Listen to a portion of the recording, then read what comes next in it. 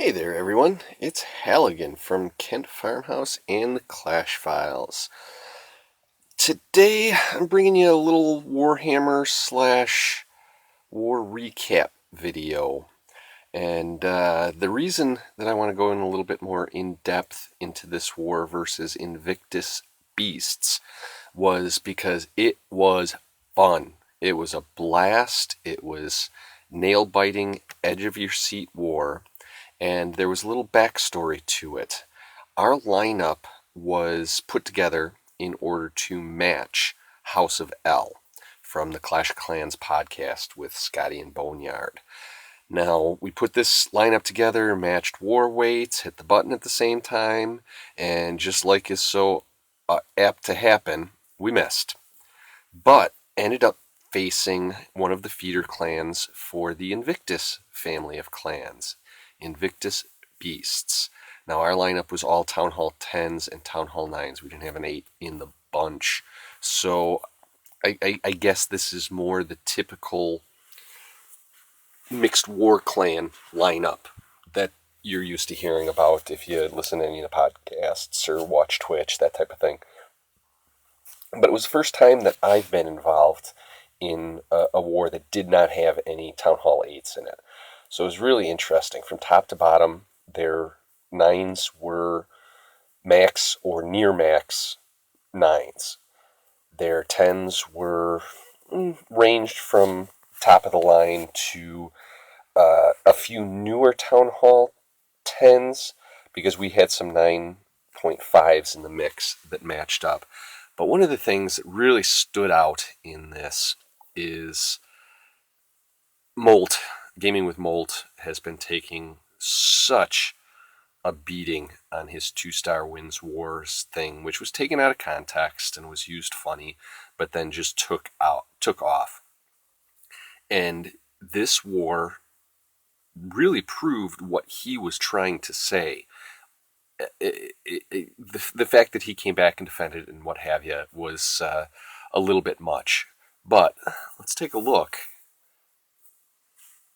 There were a total out of how many attacks do we got? 30 members. So out of 60 attacks, there were a grand total from each side of 9 3-star attacks, because the bases were so good, and we're not. Kent has never said that we are all about war. We're good at it, but that's not our main focus. So we don't spend the entire day planning on where each troop is going to be dropped in order to get those 3s.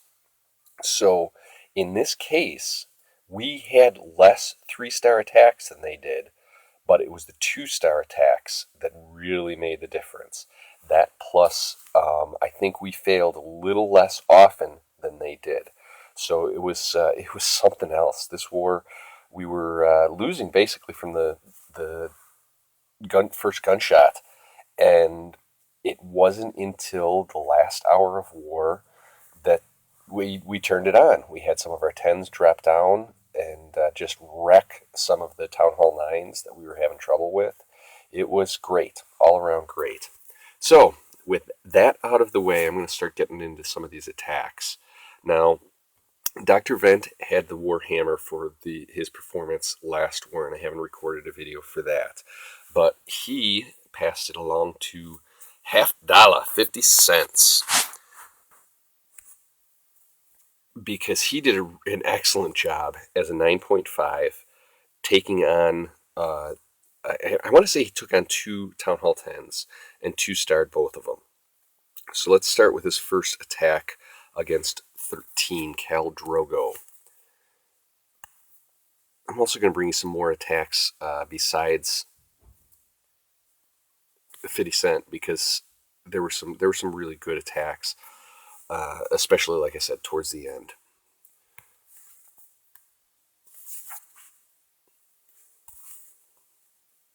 So you can see this. He's starting out with just 5 golem.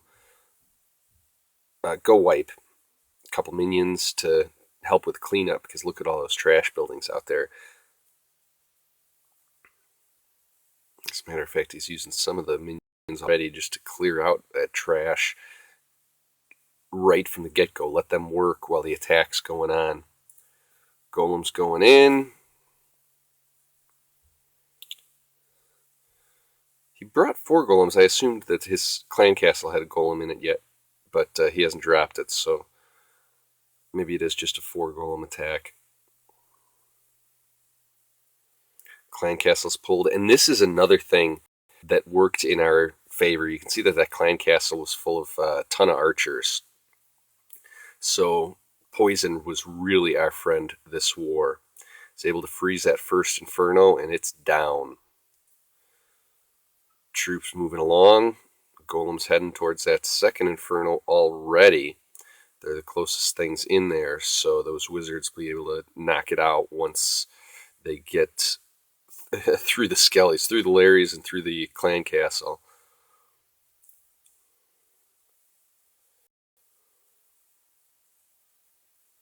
So there we go.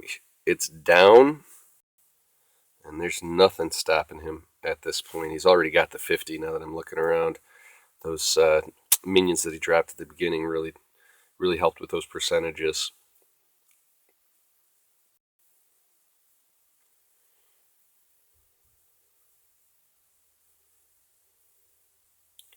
So you can see that just shredding it.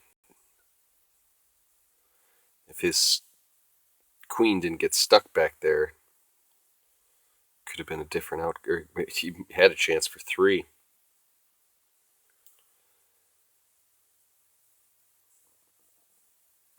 Expo ends up on the queen, so it's all over, even with that Golemite. But solid attack. Get those 2 stars.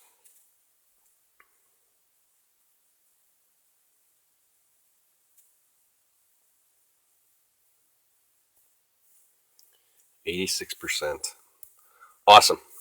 Now, his second attack was against Tiwa's warriors, and he really did this one back and forth on the best way to go ahead and attack it. The key that really determined it is, you can see he's got that little sucker hole right there.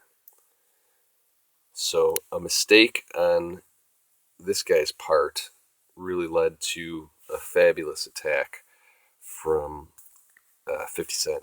Now, little side story, I believe that this guy, and I've got no way to confirm it besides that he's no longer in the clan, but this guy used to be the leader of Dark Scourge, which is my original clan. Changed his name to Tiwa's Warriors. And when we saw him in this clan, a couple of us from the DS alumnus started looking. We checked out Dark Scourge, and he was no longer there. So it's a unique name, and we don't know his hashtag. I'm pretty sure that this was him. So let's see how Fitty takes him on. Very first thing, drops the barb in that sucker hole, takes out the double giant bomb. So get that gone right off the bat. And again, very poisonable troops in that clan castle. And 50 has never been one to lure, but in this case, because of the position of the clan castle, it was just such an easy lure, it would have been silly not to. So gets that poison down before the attack even starts. That's half the battle. It would have been nice if he would have gotten some of those skellies in there, but oh well.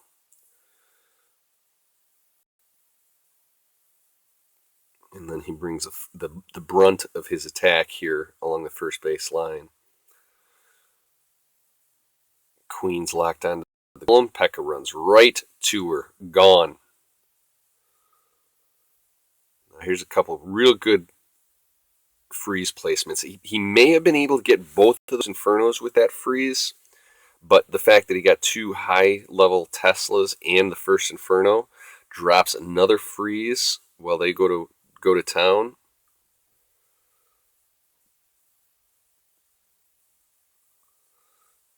And There goes the Town Hall, and 50% right following behind. Just did a really good job. Kind of a poor base design, but I think Tiwaz there will adapt and build something a little bit better to counter this. But got to give it to 50. I mean, he wrecked this guy.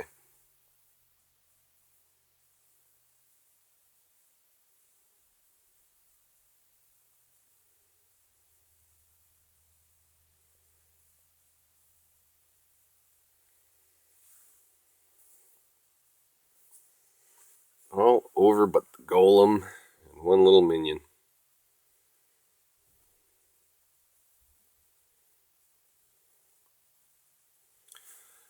So 50 cent, $half, 86. Great job on getting the hammer. Now, I want to at least show one more attack that came in late, and this one was pretty much the clincher for us. I think we were tied at the time, and number 30 had been hit a bunch, and wasn't 3-starred. As a matter of fact, I think it may have only been 1-starred. I can't recall because I was in church at the end of this war, praying and checking in, and pretty much ignoring the rest of the service. So Skullduggery came in and just wanted to do what he could against this base. It was the only one that he had. He felt like he could do anything against, and comes in with just a straight mass hog attack. Nothing fancy. I think he's got hogs in his CC. Just completely ignores the Lava Hound, which was the exact right thing to do in this case.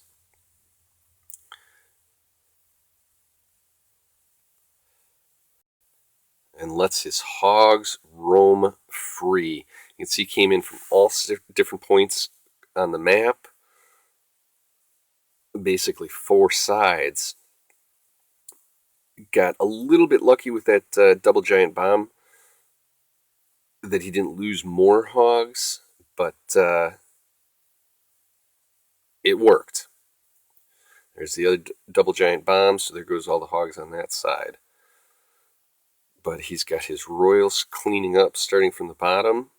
The other thing is and maybe it's just because of the level of the queen, or the way that he distributed his hogs, she really didn't impact the attack all that much. Left alive.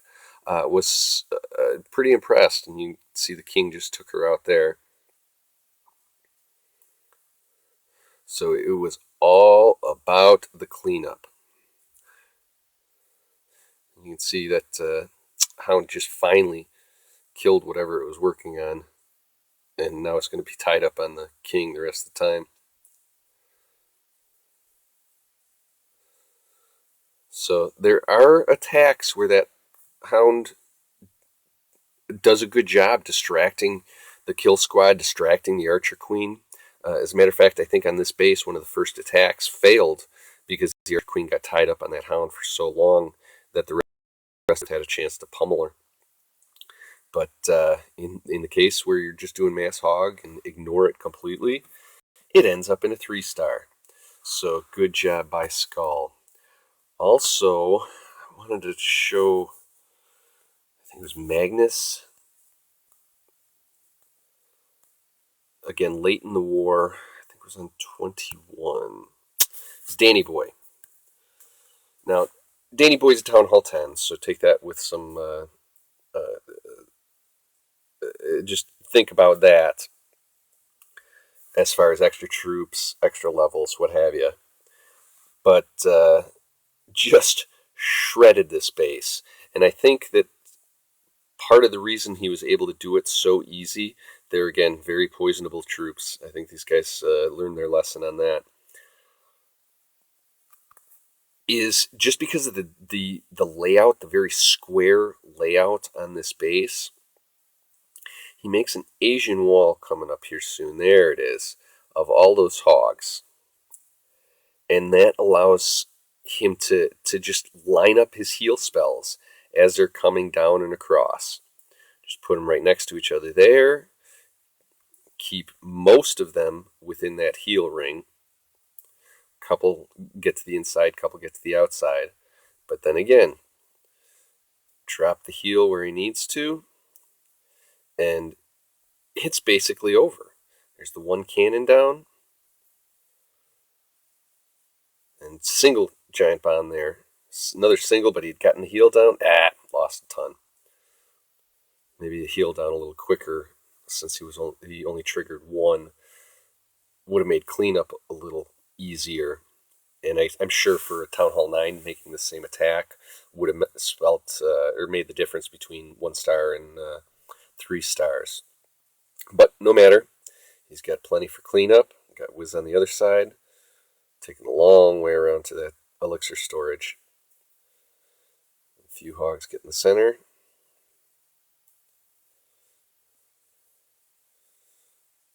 And that's all she wrote. So just wanted to shout out Invictus Beasts because they were a really good clan. Went over there afterwards to congratulate them, and they were real cordial. Knew that they had some stuff that they had to work on, but were really happy with the war. We all had a really good time with it. So thank you all again for watching. You can follow me on Twitter at DSHalligan, and make sure to check out our podcast, The Clash Files.